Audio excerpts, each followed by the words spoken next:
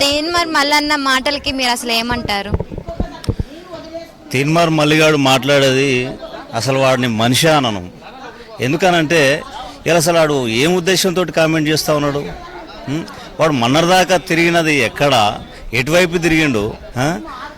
వాని ఉదయం ఏమైపోయింది? కవితక్క గారు అభిమానులంతా పోయి కుక్కను కొట్టినా కూడా వానికైతే ఇంకా కూడా సిగ్గు వస్తలేదు. మహిళలతో దెబ్బలు తిన్నా కూడా ఇంకా కూడా సిగ్గు వస్తలేదు వానికి. అసలు వాని ఎజెండా ఏంది? వాడు ఏం చేస్తుండు? వాడు ఎంతసేపు ఉన్నా ఆ పార్టీని, వానికి ఉన్నటువంటి ఎజెండాని మళ్ళీ ఏ పార్టీ అయితే పిలుస్తుందో ఇలా ఆ పార్టీలో దాన్ని కలపడం కోసము ఆ విధంగా ప్రయత్నం చేస్తూ ఉన్నాడు. వాడు అసలు మనిషే కాదు, వానికి కొంచెం కూడా బుద్ధి లేదని చెప్పేసి సందర్భంగా తెలియజేస్తా ఉన్నాం.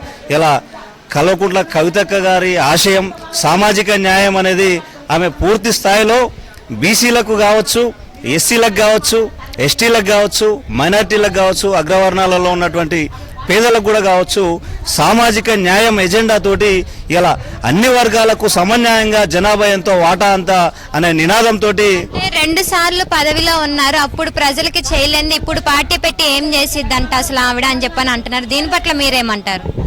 ఇప్పుడు పూర్తి స్థాయిలో అన్యాయం జరిగింది అనేదే ఈ ఉద్యమకారులను గుర్తించలేదు, అప్పుడు పార్టీలో పనిచేసిన వాళ్ళని గుర్తించలేదు, అమరవీరుల కుటుంబాలను గుర్తించలేదు, ఉద్యమకారులను గుర్తించలేదు అని చెప్పేసి వాళ్ళకి అన్యాయం జరిగింది, ఈమె కూడా అన్యాయం జరిగింది అనేది ఎక్కడ అన్యాయం జరిగిందో అది ముఖ్య లక్ష్యంగా ఇలా మా ప్రధాన ఎజెండాగా ఆ సంకల్పంతో మేము పనిచేయడం కోసం మేమైతే బయటికి రావడం జరిగింది.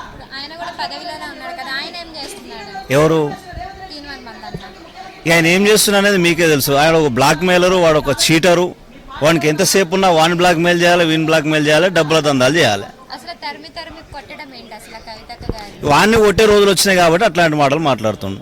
ఇక మరి వాడు తన్ని వాణి తరుగుతామా, ఇక మా దగ్గరకు వస్తాడా ఏందనేది రానున్న రోజులల్లో ఖచ్చితంగా తీర్పు అనేది ఖచ్చితంగా వస్తుంది.